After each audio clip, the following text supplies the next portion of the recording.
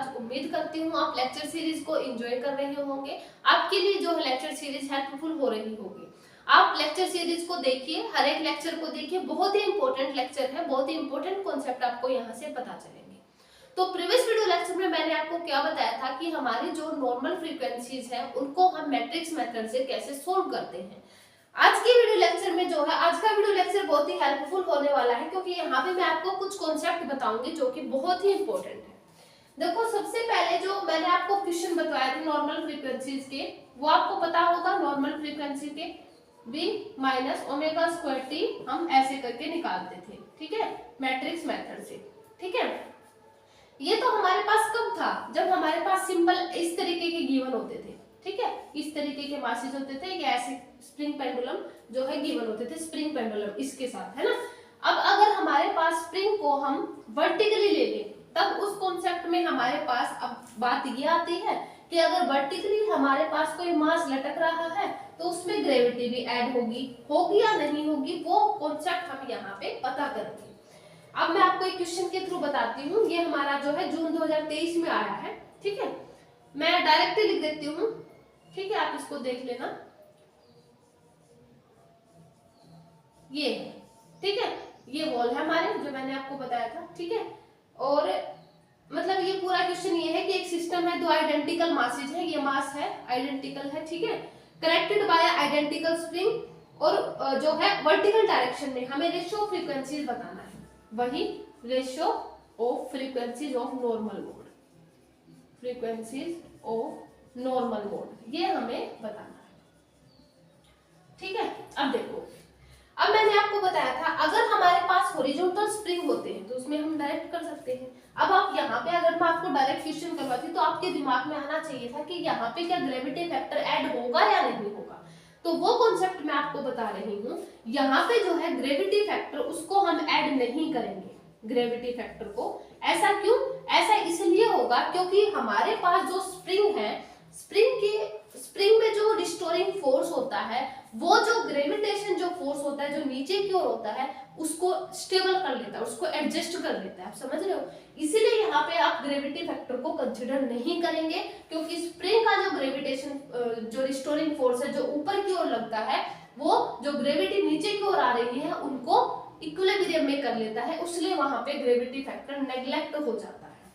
तो इस केस में हम जो हमारी डायरेक्ट पोटेंशियल एनर्जी है वो कैसे निकालेंगे? 1/2 k, वॉल का कितना है? डिस्प्लेसमेंट 0, जैसा कि मैंने आपको बताया था, ये x1 होगा, ये x2 होगा। ठीक है, 1/2 k x1 माइनस 0 का square plus 1/2 k x2 minus x1 का स्क्वायर। इस केस में हमारे पास potential energy as it is रहेगी, इसमें ग्रेविटी फैक्टर ऐड नहीं होगा। अब बात आती है, तो अगर हमारे पास स्प्रिंग, अगर आपके पास स्प्रिंग हॉरिजॉन्टल डायरेक्शन में इस तरीके से कनेक्ट हो, इस तरीके से, तो क्या हमारे पास ग्रेविटी फैक्टर ऐड होगा? तो इस केस में हमारे पास ग्रेविटी फैक्टर ऐड होगा, क्योंकि इसमें कोई रिस्टोरिंग फोर्स नीचे की ओर नहीं लग रहा जो कि ग्रेविटी फैक्टर को जो है इक्विलिब्रियम में कर दे। ऐसा नहीं हो रहा ना, तो इसीलिए इसमें हमारे पास, मैं आपको करवाऊंगी, बहुत ही इंपॉर्टेंट कॉन्सेप्ट है, तो इसमें मैं आपको करवाऊंगी, इस केस में हमारे पास ग्रेविटी फैक्टर ऐड होगा। ये वाला क्वेश्चन था, इसलिए मैंने आपको सिर्फ कॉन्सेप्ट बताने के लिए ये बताया है। ठीक है, अब तो आप बिल्कुल कर सकते हो ना। अब आपको सिर्फ और सिर्फ क्या निकालनी है? फ्रीक्वेंसीज निकालनी है। देखो, v हमारे पास कितना हो जाएगा? 1/2 k x1 का स्क्वायर, जल्दी जल्दी मैं इसको कर देती हूँ, k x2 का स्क्वायर प्लस 1/2 k x1 का स्क्वायर माइनस 2 हट जाएगा k x2 x1। ठीक है, ये आ जाएगा। हमारे पास जो t होगा वो कितना बनेगा? t 1/2 m x1 डॉट का square plus 1/2 m x2 dot का स्क्वायर, सेम बनेगा, तो m 0 0 m। ठीक है, और जो v हमारे पास कितना बच जाएगा? देखो, k सॉरी, ये 1 हो जाएगा ना, तो k बनेगा ना, तो k को हम 2 से मल्टीप्लाई, तो 2k बनेगा, है ना। 2 से मल्टीप्लाई करेंगे, 2 से डिवाइड, k है, ये तो सिंपल k ही रहेगा, ये है माइनस, ये माइनस k आ जाएगा, है ना। पता चला आपको? क्योंकि 2 से मल्टीप्लाई करूंगी, 2 से डिवाइड करूंगी, तो -2k आएगा, -2k का हाफ हम यहाँ पे लिखते हैं इसमें, तो -k आ जाएगा। तो v माइनस का ओमेगा स्क्वायर t, तो v हमारा कितना है? 2k माइनस का k माइनस का k माइनस का m omega square 0 0 m omega square. ठीक है, मैं जल्दी जल्दी करवा रही हूँ क्योंकि मैं इसको करवा चुकी हूँ। 2k minus M omega square minus का के माइनस एम ओमेगा स्क्वायर। ठीक है, तो यहां से देखो 2k स्क्वायर माइनस का 2k एम माइनस का 2k, हाँ तो माइनस का 3k एम ओमेगा स्क्वायर और प्लस का एम स्क्वायर ओमेगा की पावर 4। ठीक है, और माइनस का k स्क्वायर बनेगा। ठीक है, तो k स्क्वायर और यहां से अगर आप निकालोगे ना तो 3k एम ओमेगा स्क्वायर और प्लस का एम स्क्वायर ओमेगा की पावर 4 बनेगा। तो यहाँ पे माइनस बी यानी minus 3k plus minus under root of B square यानी 9k square minus 4ac 4k square M square upon 2a यानी 2, है ना। तो 3 के यहाँ से कितना आएगा अंडर रूट 5k। अब यहाँ पे जब आप फ्रीक्वेंसी निकालोगे ना ओमेगा प्लस, वो हमारे पास कितनी आ जाएगी 3k से हाँ ठीक है 3k plus under root 5k upon 2 5k, है ना, ये 5k बनेगा 5k अपॉन 2 इस तरीके की, और माइनस वाली जो है माइनस बन जाएगी अंडर रूट 3k। ठीक है, आप इसको देख लेना, इस तरीके की हमारी फ्रीक्वेंसी जाएगी। ये मैं आपको करवा चुकी हूँ, सिर्फ ये वाला कॉन्सेप्ट मुझे आपको बताना था इसलिए मैंने इसको करवाया है। ठीक है, अब देखो अब हमारे पास रिड्यूस्ड मास का कॉन्सेप्ट आता है। अब आपको पता होगा रिड्यूस्ड मास जो है हम बीएससी में भी कर चुके हैं, एमएससी में भी कर चुके हैं। ठीक है, अब चूंकि हम नेट की तैयारी कर रहे हैं तो एमएससी में हमने किया था रिड्यूस्ड मास को। ठीक है, मैं आपको डायरेक्ट फॉर्मूला बताऊंगी, डेरिवेशन से हमारा कोई रिलेशन नहीं है। अगर डेरिवेशन आता भी है तो मैं आपको उसको लैग्रेंजियन के मेथड में जब करवाऊंगी तब मैं आपको बता दूंगी। ठीक है, क्योंकि वो लैग्रेंजियन से रिलेटेड है, इसका डेरिवेशन आप अभी के लिए याद करो कि जो रिड्यूस्ड मास होता है वो कितना होता है m1 m2 upon m1 plus m2। अब मैं इस पे बेस आपको क्वेश्चन करवाती हूँ जो कि नॉर्मल फ्रीक्वेंसी से रिलेटेड है। ठीक है, अब देखो हमारा जो है क्वेश्चन को पूरा लिख लेना। ठीक है, देखो क्वेश्चन क्या है, two masses m and 3m are attached to the two ends of massless spring with force constant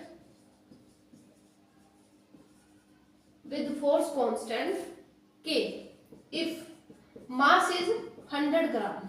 ठीक है, 100 ग्राम है और एंड K कितना गिवन है 0.3 न्यूटन पर मीटर, है ना। Then natural angular frequency, then omega हमें बताना है। क्लियर। अब देखो ये गेट के क्वेश्चन में गेट में पूछा गया था, गेट 2018 में पूछा गया था। ठीक है, गेट 2018 में। अब देखो इसमें इंपॉर्टेंट कॉन्सेप्ट ये रिड्यूस्ड मास का है। अब मैंने आपको बताया था कि omega is equal to under root के अपॉन एम होता है। अब ये जो एम है, क्योंकि यहाँ पे मासेस दो हैं अटैच किए गए हैं to the end of massless spring के साथ दोनों ही अटैच्ड किए गए हैं, तो यहाँ पे रिड्यूस्ड सिंपल मास ना के क्या कॉन्सेप्ट आएगा, दैट इज रिड्यूस्ड मास। ठीक है, with force constant of mass this and this. ठीक है, अब देखो अब पहले हमें इसको निकालना है, मतलब रिड्यूस्ड मास को निकालेंगे। के तो हमारा कर्ल स्क्वायर भी अपॉन कर्ल एक्स के हमारा सॉरी गिवन है, ये रहा के गिवन है। ठीक है, अब देखो रिड्यूस्ड मास हमारा कितना होगा, देखो मैंने आपको बताया m1 m2 1 3 स्क्वायर। ठीक है, और नीचे 4m। ठीक है, तो 3/4m आ जाएगा। ठीक है, मास कितना गिवन है 100 ग्राम, यानी अगर 1 kg में 1000 ग्राम होते हैं तो यहाँ पे कितना आ जाएगा मास, ग्राम है ना, तो 1 ग्राम में हमारे पास कितना आ जाएगा, सॉरी 1 ग्राम में 10⁻³ kg आ जाएगा। ठीक है, और 100 ग्राम में कितना आ जाएगा, इसको कर दे 10⁻³ से। ठीक है, तो 1/10 मतलब 0.1 बचेगा। ठीक है, 0.1 kg। ठीक है, kg बनेगा।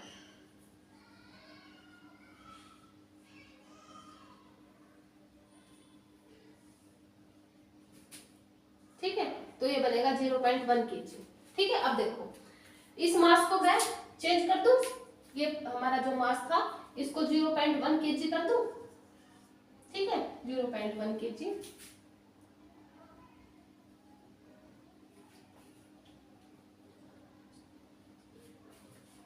ठीक है 0.1 kg। और जब इसको हमने जब सॉल्व करेंगे तो यहाँ पे कितना बनेगा 0.075 kg, ये हमारा न्यू आएगा। ठीक है, आप इसको सॉल्व करके देख लेना, मैथमेटिकल कैलकुलेशन है। तो अब हमें निकालना क्या है, एंगुलर फ्रीक्वेंसी ओमेगा। ठीक है, तो omega is equal to under root के कितना है हमारा, दैट इज 0.3, और इसको करेंगे 0.075 kg, तो यहां से कितना आ जाएगा हमारा न्यूटन मीटर ये। ठीक है, न्यूटन मीटर में चेंज करेंगे तो यहाँ पे एंगुलर फ्रीक्वेंसी हो जाएगा वो 0.3 यानी 4, अंडर रूट 4 आएगा यानी 2 आ जाएगा। ठीक है, 2 रेडियन पर सेकेंड। ठीक है, क्योंकि एंगुलर फ्रीक्वेंसी है तो रेडियन पर सेकेंड ही हमारा आता है। ठीक है, इस तरीके के क्वेश्चन भी हमारे पास बन सकते हैं। ये रिड्यूस्ड मास पे था, इसलिए मैंने आपको एक कॉन्सेप्ट करवाया, बहुत ही इंपॉर्टेंट कॉन्सेप्ट है, आप इसको देखना। इस तरीके के जो न्यूमेरिकल है गेट वाले, जो इस तरीके के जिसमें हमें एनईटी मतलब न्यूमेरिकल आंसर टाइप होते हैं, जिनमें हमें सिर्फ आंसर फिल करना होता है, ये हमारे नेट में भी आ सकते हैं। अब जो पार्ट बी होगा हमारा, ठीक है, दिसंबर में या फिर जून 2027 में आ सकते हैं इस टाइप के, तो आप इनको देख लेना। ठीक है, तो ये वाला कॉन्सेप्ट भी हमारा हो गया। इसी पे बेस मैं आपको सेकंड और करवाती हूँ, जिससे कि आपका बेस जो है थोड़ा सा स्ट्रॉन्ग हो जाए इससे रिलेटेड, क्योंकि ये हमारा गेट में आया था। अब हमारा जो टीफर का है वो भी कुछ इसी से रिलेटेड है। देखो ये भी मैं आपको करवा देती हूँ, क्योंकि इसी से रिलेटेड है, रिड्यूस्ड मास से, तो इम्पोर्टेंट है। ठीक है, आप इसको देख लेना, ये हमारा होगा। रिमूव कर दो इसको। थोड़ी सी कैलकुलेशन में अगर मिस्टेक हो ना तो आप उसको देख लेना, क्योंकि सिर्फ कॉन्सेप्ट आपको मेनली पता होना चाहिए। अगर कैलकुलेशन में मिस्टेक है तो आप उसको कमेंट ना करके, उसको फाइंड आउट ना करके, आप उसको खुद सोल्व करें। ठीक है, और आपका आंसर मैच कर ले फिर।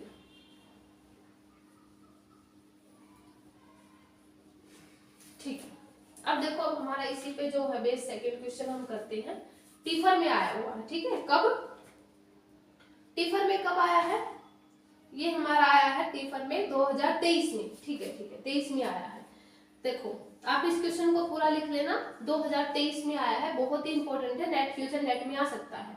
M1 हमारे पास कितना है 1 AMU, M2 हमारे पास कितना है 8 AMU। मैं आपको यहाँ पे हर टाइप के क्वेश्चन करवा रही हूँ, which are separated by distance r and bound by effective interaction potential। अब हमारे पास जो पोटेंशियल है वो कितनी गिवन है, एप्सिलॉन ऑफ a की पावर 4 अपॉन 4r की 4।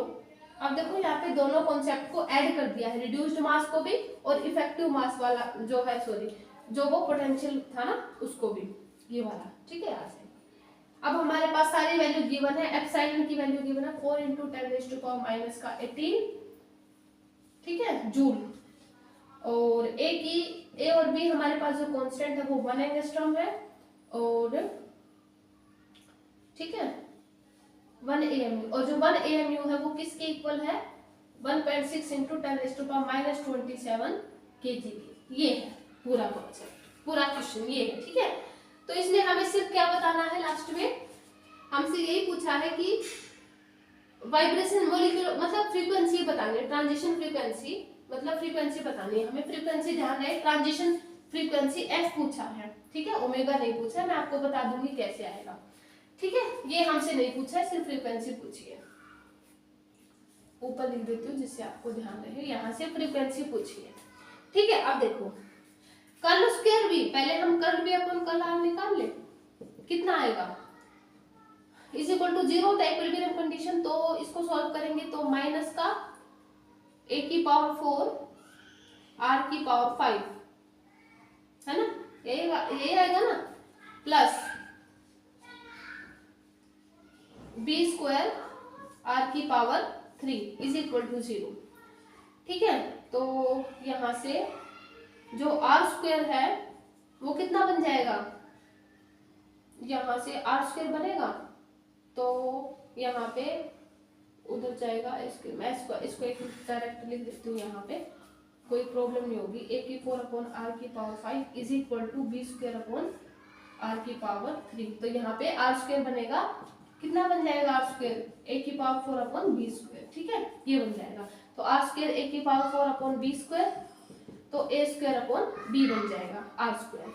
है ना, ए बन सॉरी आर हमारे पास a अपॉन बी बन जाएगा, a स्क्वायर अपॉन बी। अब a स्क्वायर हमारे पास कितना है 1 एंगस्ट्रॉम, और ये तो 1 एंगस्ट्रॉम का स्क्वायर यानी 1 एंगस्ट्रॉम ही बचेगा, है ना। 1 एंगस्ट्रॉम का स्क्वायर नीचे 1 तो 1 एंगस्ट्रॉम आर बच गया, 1 एंगस्ट्रॉम हो गया हमारा आर, ठीक है। उसके बाद हमें क्या निकालना है, curl square B upon curl R square. ये बहुत ही इंपॉर्टेंट जो है कॉन्सेप्ट आएंगे यहाँ पे, ठीक है। Curl square B upon curl R, इसको डबल डेरिवेटिव कर देंगे तो कितना बचेगा 5a की 4 अपॉन आर की पावर 6 और माइनस का कितना बनेगा 3b स्क्वायर अपॉन आर की पावर 4 इज इक्वल टू 0, ठीक है। तो डायरेक्ट मैं इसको लिख दूं, ये हमारा curl square B upon curl R square हो गया। अब देखो यहाँ से 5, अब हमें पता है 1 एंगस्ट्रॉम में 10 रेज़ टू पावर -10 होते हैं कि नहीं होते, है ना, 10 रेज़ टू पावर -10 अब मीटर, ठीक है।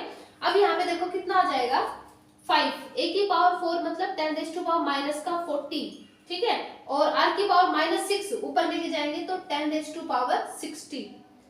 यहाँ पे r कितना है, r 1 एंगस्ट्रॉम 1 एंगस्ट्रॉम है तो यहाँ पे r की पावर -6 आएगी और माइनस का एंगस्ट्रॉम होता है ये तो 10 रेज़ टू पावर 60 बन जाएगा, ठीक है, माइनस का 3 b हमारा वही एंगस्ट्रॉम मतलब 10 रेज़ टू पावर माइनस का 20 और माइनस का 4 जाएगा तो इनटू में 10 रेज़ टू पावर प्लस का 40 ये बन जाएगा, है ना।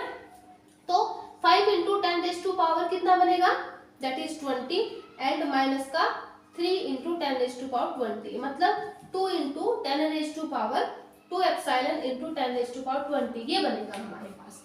अब जो एप्सिलॉन है हमारे पास, एप्सिलॉन कितना है 2 इंटू एप्सिलॉन हमारे पास ये है 4 into 10 raise to power minus का 18 और 10 रेज़ टू पावर 20, ठीक है। इसको सॉल्व करेंगे तो 8 इंटू 10 रेज़ टू पावर 2 मतलब 800 बन जाएगा हमारे पास curl square B upon curl R square. इतना क्लियर हुआ आपको, curl square B upon curl R square आपको यहाँ से क्लियर हो जाएगा जब आप करोगे ना मैथमेटिकल कैलकुलेशन, तो आपको आप हाथ से जरूर करना एक बार ताकि अच्छे से हो जाए, ठीक है।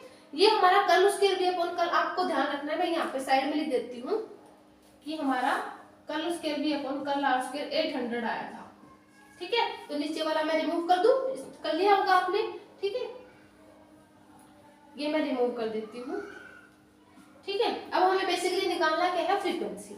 अब जो ओमेगा इज इक्वल टू मैंने आपको बताया था अंडर रूट के अपॉन म्यू होता है, क्या गिवन है क्वेश्चन में, हाँ ठीक है।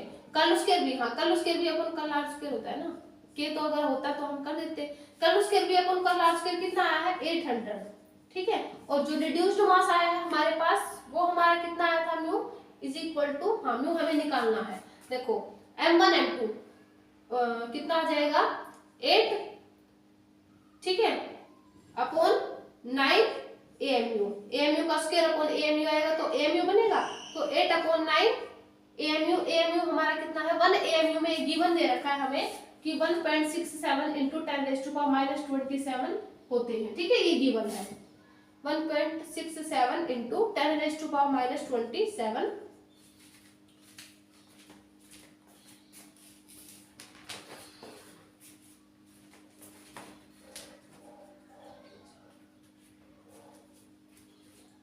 1.67 into 10 raise to power -27 kg होते हैं, ठीक है।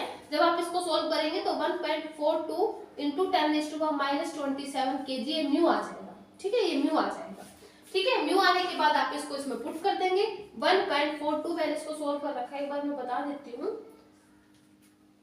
इंटू 10 रेज़ टू पावर -27, ठीक है, ऐसा हो जाएगा। और उसके बाद हमारे पास अब देखो अगर आपको इस तरीके की कोई क्वेश्चन गिवन हो जाए ना, अगर आपके पास इस तरीके का आ जाए तो आप ऐसा करना कि इसको है ना 10 टू -27 है, इसको ऐसा बनाना कि इसका स्क्वायर रूट हो जाए।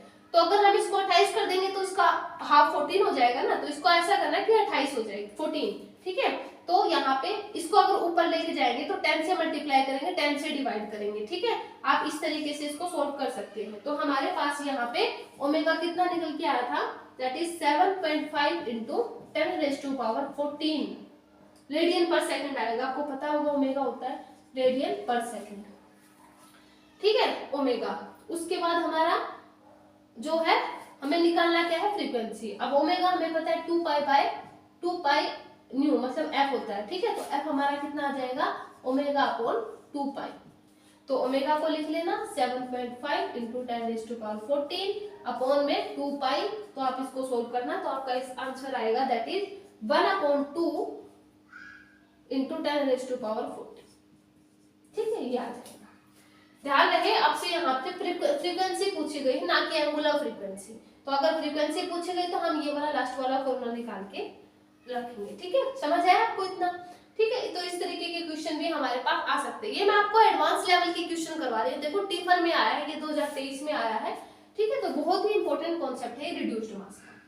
क्लियर हो गया होगा आपको यहाँ पे, ठीक है। अब हम करते हैं अपना नेक्स्ट जो है कॉन्सेप्ट, वो बहुत ही इंपॉर्टेंट है, आप उसको थोड़ा सा ध्यान से देखना। अगर यहाँ पे कैलकुलेशन आप खुद हाथ से एक बार करके देखोगे ना, तो आपको बहुत अच्छे से क्लियर समझ आ जाएगा कि कैसे। अगर मेरे कैलकुलेशन गलत हो भी जाते तो उसको फाइंड आउट ना करके आप खुद सोल्व करो, ठीक है। अब देखो, जो मैं आपको कॉन्सेप्ट करवाऊंगी ना, बहुत ही ज्यादा इंपॉर्टेंट है, ये फ्यूचर नेट के लिए है। अब तक हमने क्या निकाली है, नॉर्मल फ्रीक्वेंसी। अब हम निकालेंगे नॉर्मल मोड। आपको मैं नेट पे बेस आपको क्वेश्चन भी करवाऊंगी जो कि नॉर्मल मोड से आया है। एक बार तो मैं आपको बिल्कुल बेसिक करवाऊंगी, उसके बाद थोड़ा सा एडवांस लेवल का मैं आपको करवाऊंगी नॉर्मल मोड कैसे निकालते हैं। तो आप थोड़ा सा वीडियो को ध्यान से देखना, ठीक है।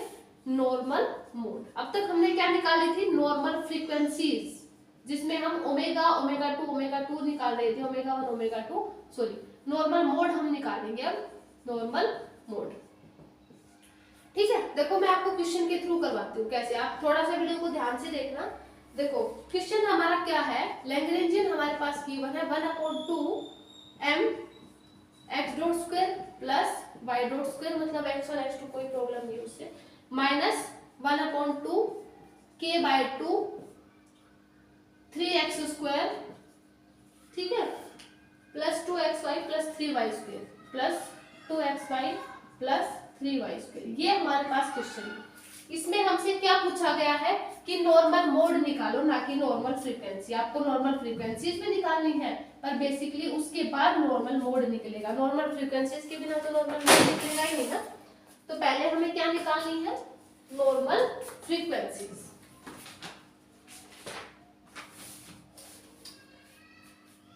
देखो सबसे पहले हमें क्या निकालना है, टी। मैं थोड़ा सा छोटा छोटा लिख देती हूँ क्योंकि नीचे पूरा आएगा नहीं हमारा। कितना आ जाएगा, m0 0 m, ये तो बिल्कुल सिंपल है, ठीक है। उसके बाद v देखो, v तो हमारी जो पोटेंशियल एनर्जी देखो कितनी आ जाएगी, x स्क्वायर है तो 3k/2 है ना, क्योंकि इसी का तो कोफिशिएंट हमें निकालना है, ये भी 3k/2। उसके बाद ये वाला, यहाँ पे देखो 1/2 xy है, इसका जो कोफिशिएंट है वो कितना बन गया, 2k/2। अगर इसका हाफ निकालेंगे तो कितना बनेगा, 2k/2 है। अगर इसका हम हाफ निकालेंगे मतलब 2 से मल्टीप्लाई तो k/2 बनेगा, तो ये भी k/2 बनेगा और ये भी k/2 बनेगा। समझ आया आपको ये कि 2xy है, 1/2 xy, आप इसको रखो सिर्फ, यहाँ पे बनेगा 2k/2, 2k/2 इसका हाफ करेंगे तो k/2 बन जाएगा, ठीक है। तो यहाँ पे ये आ गई हमारी फ्रीक्वेंसीज। उसके बाद b माइनस का ओमेगा स्क्वायर टी, ये तो उसके बाद तो बिल्कुल सिंपल है, तो ये आ जाएगा 3k/2 3k/2 minus m omega square 0 m omega square, ठीक है। मैं इसको डायरेक्ट लिख दूं, एक बार अपनी फ्रीक्वेंसीज क्या क्या आई है। ओमेगा 1 और ओमेगा 2 हमारे पास आप देख लेना, ठीक है, √k/m, क्योंकि मुझे बेसिकली नॉर्मल मोड बताना है। ओमेगा 2 = √2k/m, आप सोल्व कर लेना, ठीक है, क्योंकि मैंने करवा रखा है कि कैलकुलेशन स्ट्रॉन्ग होगी इससे, ठीक है। ये हो गया, ये हमारी ओमेगा 1 और ओमेगा 2 आ गया। क्योंकि मेरा व्हाइट बोर्ड थोड़ा सा छोटा है, पूरा आएगा नहीं, इसलिए मैंने डायरेक्ट लिख दिया, ठीक है, क्योंकि मैंने सोल्व कर रखी थी ये, ठीक है। ओमेगा 1 और ओमेगा 2 ये आ गया हमारा, ठीक है।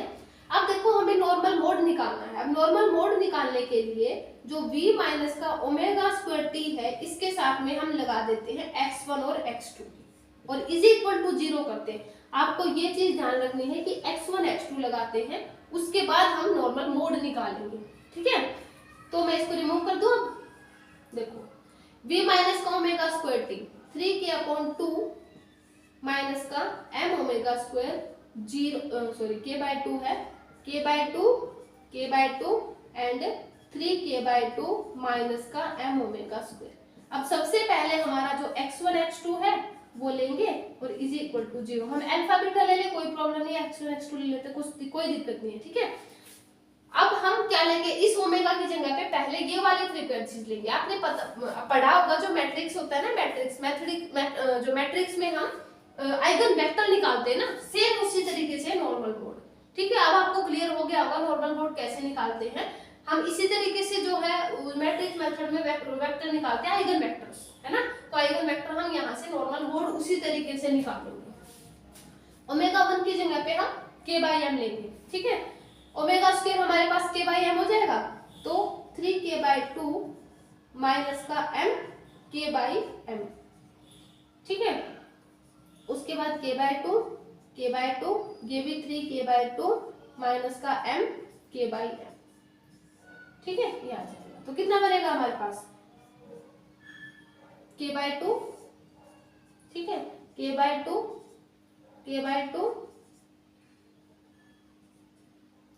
है, ऐसा कैसे हो गया k/2 और x1 x2 is equal to 0, ठीक है, हो गया ऐसा। देखो कैसे होगा, kx1 यहां से बनेगा kx1/2 प्लस का kx2/2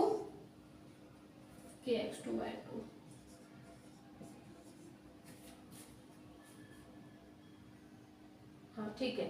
तो यहां से कितना बन गया, kx1/2 kx is equal to 0, तो kx1 is equal to minus का kx2, है ना, यानी x1 is equal to minus का x2, यानी x1 इज इक्वल टू, अगर हम एक को अगर 1 लेंगे तो दूसरे को -1, यानी हमारे पास ये बन गया 1 और -1, ठीक है, ऐसा बन गया। या फिर आप उसको ऐसा भी लिख सकते हैं, -1 और 1 ऐसा भी लिख सकते हैं, कोई प्रॉब्लम नहीं है, ठीक है। -1 और 1 एक तो आइगन वेक्टर हमारा, मतलब ये जो नॉर्मल मोड है इसके अबाउट ये आ गई।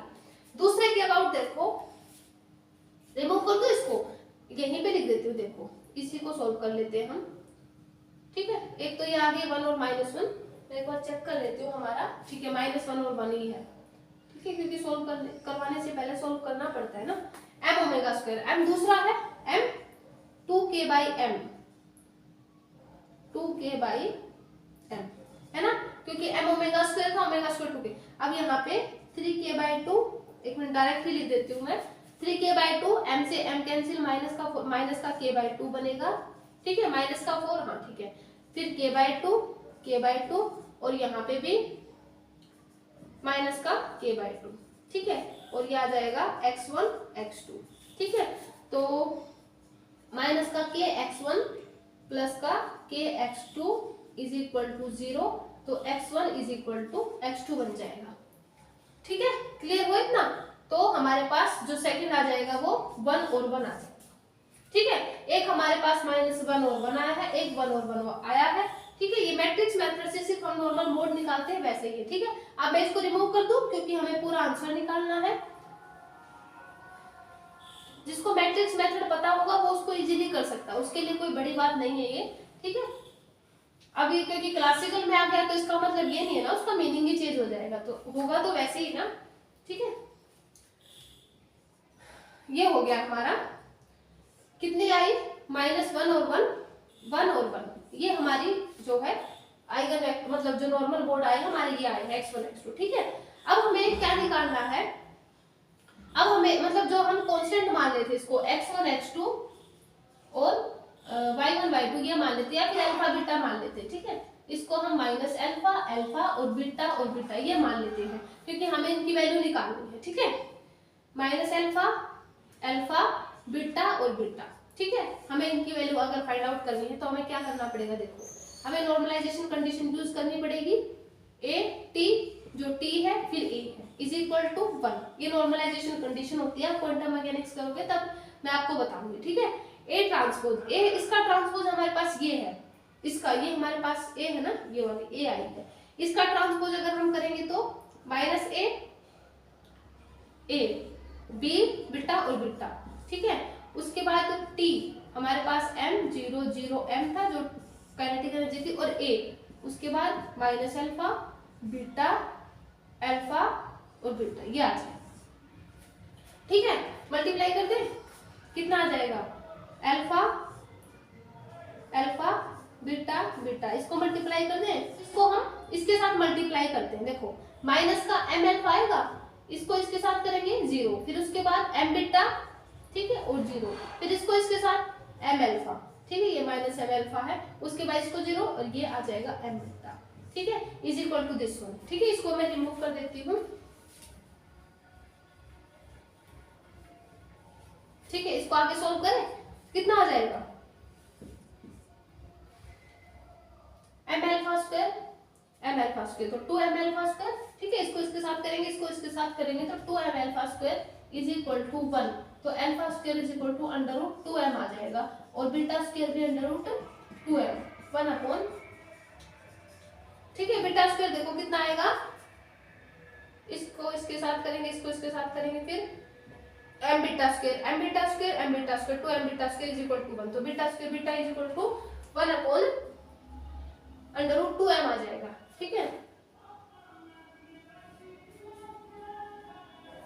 ठीक है, ये आ जाएगा बीटा, ये आ जाएगा हमारा बीटा 1 अपॉन अंडर रूट, ये अल्फा आ जाएगा। तो हमारे पास जो है टोटल मैट्रिक्स की कैसे बनेगी, क्योंकि हमारे पास अब देखो टोटल हमारी मैट्रिक्स क्या बनेगी, माइनस अल्फा अल्फा बीटा और बीटा, ठीक है, तो माइनस अल्फा और अल्फा तो कितना है, माइनस अल्फा मतलब minus 1 upon under root 2m, और अल्फा कितना है 1 अपॉन अंडर रूट 2m, ठीक है, बीटा कितना है 1 अपॉन अंडर रूट 2m और 1 अपॉन अंडर रूट 2m, ये आ जाएंगे हमारे क्या नॉर्मल मोड, ठीक है, नॉर्मल मोड आ जाएंगे। तो इस तरीके से हम नॉर्मल मोड निकालते हैं, जैसे कि हम नॉर्मल वेक्टर निकालते हैं, है ना, आइगन वेक्टर जो हम निकालते हैं मैट्रिक्स मेथड में, वैसे ही हम नॉर्मल मोड निकालते हैं। ठीक है, तो ये बहुत ही इंपॉर्टेंट कॉन्सेप्ट है, आप इनको देखना एक बार खुद हाथ से जो है खुद सोल्व करके देखना, जिससे आपका कॉन्सेप्ट क्लियर होगा। सो आज के वीडियो लेक्चर में हम इतना ही रखते हैं। नेक्स्ट वीडियो लेक्चर में हम नॉर्मल मोड पे बेसिक बहुत ही इंपॉर्टेंट क्वेश्चन मैं आपको करवाऊंगी, जो कि बहुत इंपॉर्टेंट है, जिसमें हमारा जो वर्टिकल वो वाला था ना, हॉरिजॉन्टल स्प्रिंग लगे हुए थे, उसका कॉन्सेप्ट आपको मैं बताऊंगी, वो बहुत ही इंपॉर्टेंट क्वेश्चन है, तो वो हम करेंगे नेक्स्ट वीडियो लेक्चर में। सो वीडियो को लाइक करते रहे, शेयर करते रहे, थैंक यू सो मच।